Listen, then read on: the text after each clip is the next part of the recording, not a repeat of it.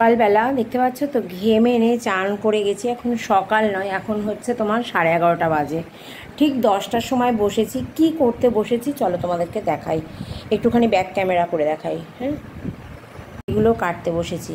Already এটা কাটা হয়ে গেছে। এটা কি বুঝতেই পারছো, এটা হচ্ছে ডুমুর।